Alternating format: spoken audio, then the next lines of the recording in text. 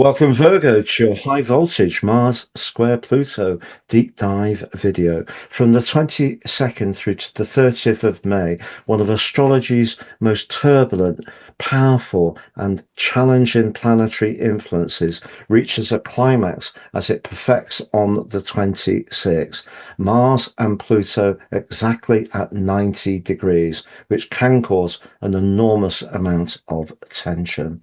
But what would it mean from a purely Virgo viewpoint? On the screen, your Virgo chart will. I'm going to unpack this for you, and by the end of the video, you'll have a clearer understanding of what's in store and how to navigate this next 10 days as far as energy, work, relationships, and finances. Thank you so much for joining me. I'm astrologer Patrick Arundel. If you've yet to subscribe to my channel, please do so now to help it to continue to thrive. But please also click or tap the bell notification symbol. Mars and Pluto are the co-rulers of the deep and intense sign of Scorpio. But Mars also rules the sign of Aries, which is the beginning of the zodiac through its rulership of that sign. And here Mars is very much about initiative, action. It can be about new beginnings. It can be about thrust, excitement, raw energy, desire, but also about willpower. And it can be, in the most extreme guise, very much about protectiveness. And that's where its more warlike energies can come to the fore.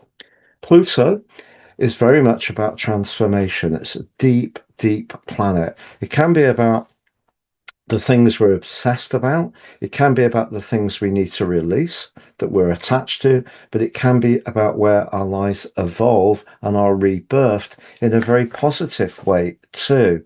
But it can definitely be about control.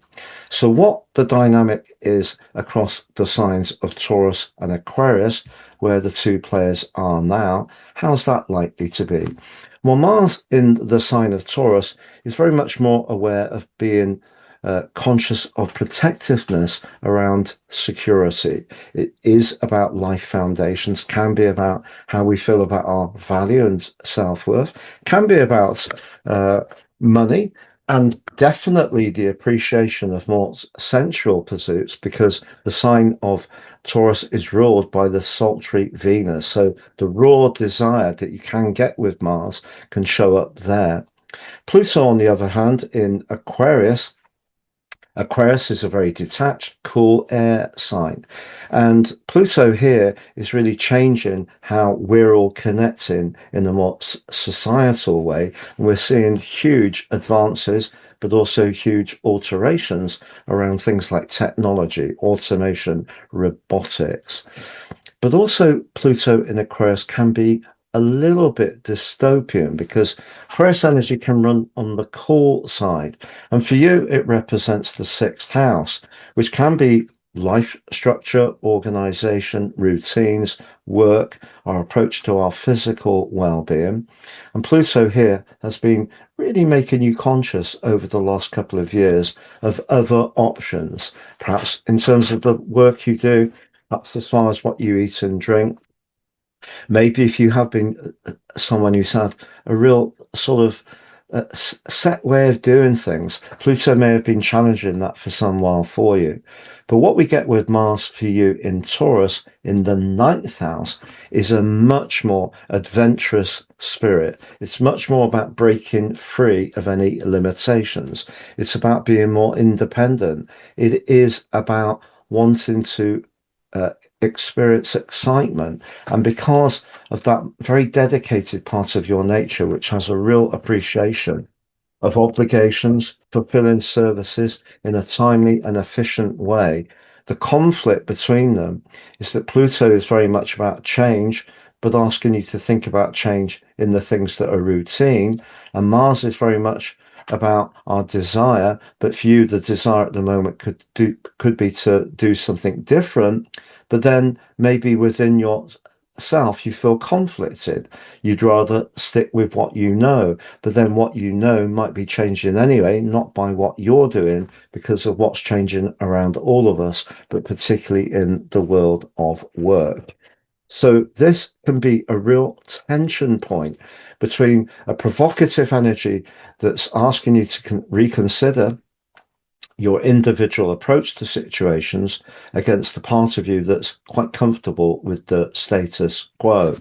But if we look at the overall event chart and widen the focus and look right to the top of the chart, the most dominant player in this chart for you is Uranus. And Uranus inevitably is about change. And in that 10th house, that is about work. So that visible energy is going to play out consistently over the next 7 years. So even if you resist something over the next 10 days, or you encounter someone who's pushing you to change something and you're resisting, ultimately Uranus is going to keep asking the question over the next 7 years, and Pluto is going to keep promoting the idea that things could be done differently through to 2044. How do we deal with this?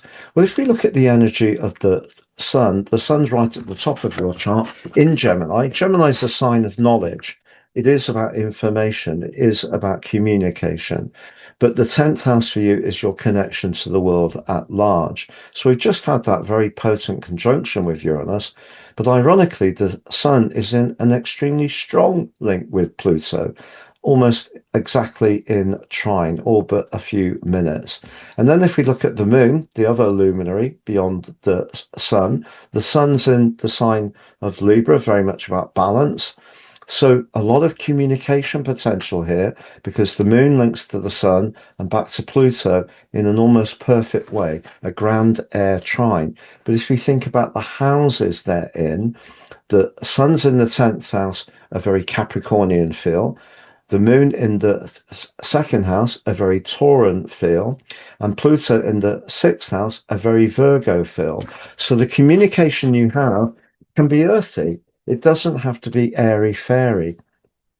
And if you are trying to weigh up your options and you do feel a bit conflicted, do you stick with the job that served you well for a long time? Or do you really break free and do something so much more exciting and stimulating, which can bring a degree of uncertainty? And of course, you may have obligations to your family, to paying a mortgage, and so forth. It's not always easy just to think about things in a theoretical way. And being an earth sign, that's something you usually avoid. What we also have is that Venus, the planet of money and the ruler of the sign of Taurus, is actually in a very strong link with Mars.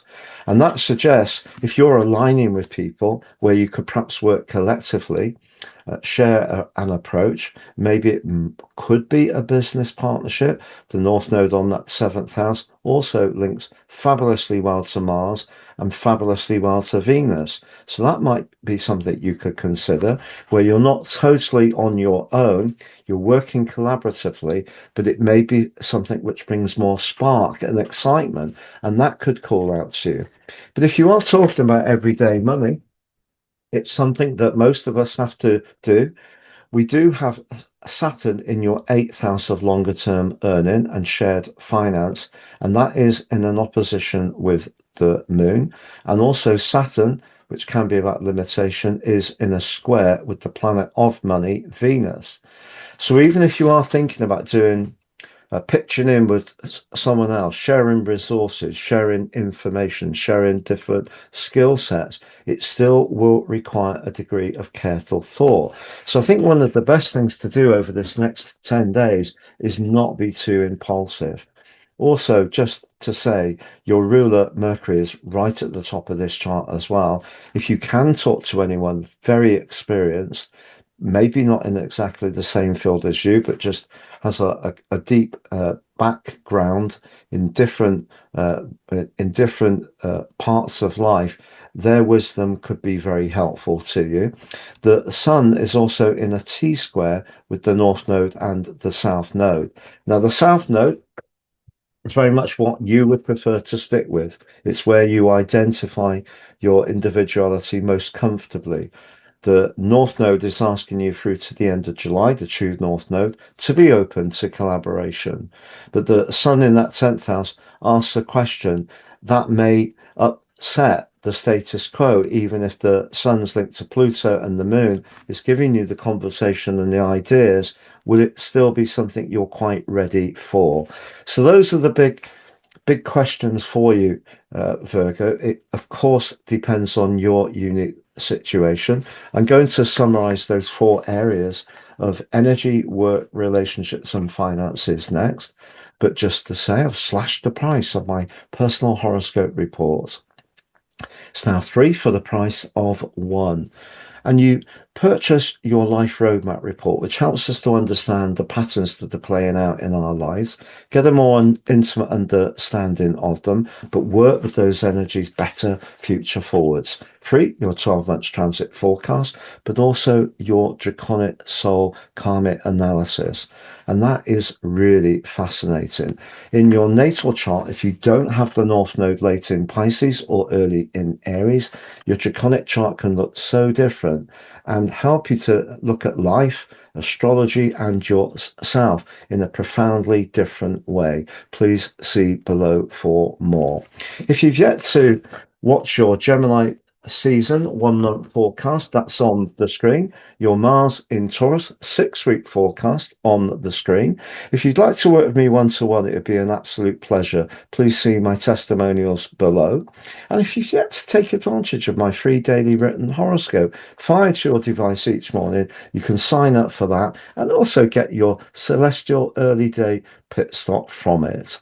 So to summarize, if you're open to retraining, uh, learning new skills, being very adaptive in your approach, and not resisting change, this can be a very exciting next 10 days. Because one of the things that Mars and Pluto can do in a square, in a positive context, is give us the determination to overcome challenges. But I think the challenge may be internal as much as external. If, however, you work in an environment where the job has been something you've really enjoyed for a long time, but in actual fact, it is how they want you to do things that's changing, I think this can feel a lot more challenging. How do you deal with that? How do you flex into it? One of the things I'd say with Mars and Pluto in the signs of Aquarius and Taurus is they're fixed signs. If you dig your heels in, it may make it much more painful. So at some level, some adaptation and flexing will be necessary for us all. But if you would like to consider starting your own business or collaborating with someone else, it's a pretty good chart on the whole, but that Saturn square with Venus just suggests you'd really need to scrutinize the numbers. Talking of which, as far as finance is concerned, Venus being in that 11th house is going to link up with Jupiter exactly on the 9th of June, which could prove very lucky for you if you're involved in any kind of syndicate or you just enjoy a light-hearted flutter. But over this next 10 days, yes, I think you will need to just be very cautious with your resources. There may be part of you with Mars in the 9th house in the sign of money, Taurus, that I'll do what I want. And maybe the rebel within you might come out. Maybe there is a little bit of a push and pull going on in a romantic relationship because you both want different things. If one of you wants to travel to somewhere that's new, fresh, and different, the other person wants the familiarity that makes them feel comfortable. That could be a tension point. As far as a new potential relationship is concerned, I think you could encounter someone through your profession, but if you do meet someone socially over the next 10 days, they may be someone very different to you, but if they are, that could be particularly stimulating for you. As far as energy is concerned, neat energy, I just feel that if your financial situation at the moment is challenging, and of course, a lot of people are feeling the pinch, that can cause a lot of anxiety, especially if you feel your options professionally seem somewhat limited. But one of the things I would ask you to do, Virgo, is have absolute faith because you are a mutable sign like Gemini. And if you can have those conversations and talk to people who are very experienced, I think that can lift your spirits if you have been feeling a bit unsure about how this may go. It's been a pleasure being with you. Thank you so much for joining me, and look forward to seeing you again soon.